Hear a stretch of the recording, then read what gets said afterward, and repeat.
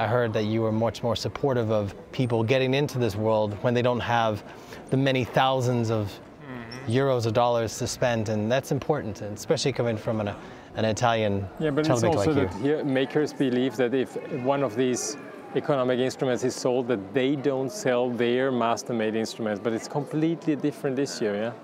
But I don't know. Well, cheers to this incredible opportunity. Here the camera is also toasting here. Ole! Cheers! This is the Q&A where I'm going to ask my cello maker about some questions that you guys have brought up, but also I have, and maybe some other questions that are in our minds. So why did you start making, why did you get started? How did you get started? Why the world of this? Well, in my family, we always were doing things by hand, so craftsmanship was something quite important. And so at a certain point, in 13 years, something like this, I wanted to play an instrument. And then somehow I slipped into guitars. I saw myself already on the stage playing great rock and roll. And so I made, first of all, an electric guitar. And then, how old were you when you made that electric guitar? 13 years. 13? Yes. Okay. At that point, actually, violin was not really an instrument in my life. So when it happened during a concert that I saw a violin and I looked at it and I saw these ribs banded and things like this, the scroll, how it was carved, at that time I made already the pack box of a guitar, I could appreciate the whole thing much more. So this was quite one point. And with 17 years, I actually had the just do it from my parents. And so I came here to Cremona and I looked what's going on, because actually the first idea was to make here a evening school for guitar making. But exactly that year, they quitted making guitars here in Cremona with this school. But at the same time, I saw other people making violins.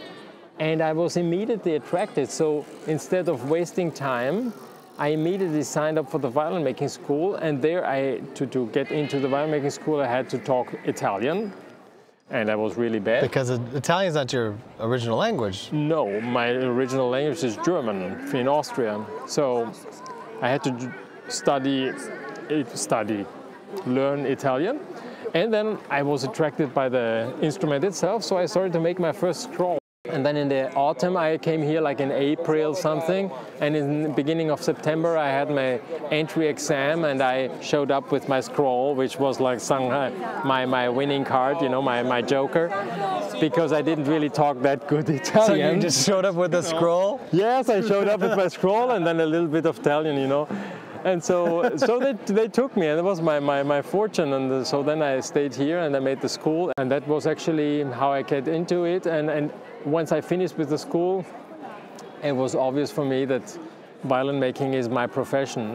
Violin making is actually the basic of my happiness. So, you know, I can buy a car and then I'm happy that I have it, but it's not a real satisfaction. While in violin making, I have a piece of wood, I work on it, and I carve my things, and it pops up, and I give it my personal touch, and that really gives me full satisfaction. So this is something I really love.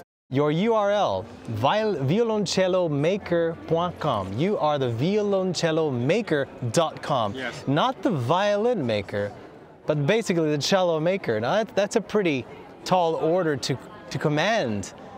What justifies you calling yourself the cello maker, the violoncello maker? You know, every single question I could talk for hours. I tried to keep it as small as possible, but now I'm 52 years old. I know I don't show it, but one thing is a straight line through my whole life, that everything I actually hate or I'm not good in, I turn out to be a maniac and I become really good in. So let's say in beginning I was very humble man. You're very humble. Yeah, very humble. It's not true. But in the beginning I was not good in sharpening my tools. And then I really turned out to be a maniac when it comes to sharpening. All my poor assistants and apprentices, they have to go through my sharpening lessons, and for every time they sharpen, I'm just checking how they do it and if they do it too much. And because I just hate to waste time in sharpening, I want it good as short in short time as possible. And with the cellos, I told you already before in the workshop, I made my first cellos and I did everything as good as possible in the first years of my career. And the cellos didn't turn out to be good cellos. I don't know, I didn't get the point. I did some things wrong. So then I was probably, because of that, I was more open to new inputs, new ideas. What do you need to make the cello sound good? And my name, Edgar Russ, certainly for me is the nicest words in my life, but for a customer who shows up in Cremona, Italian sexy cello, you don't dream of Edgar Russ, you know? So I had to recompensate that in quality on my instruments.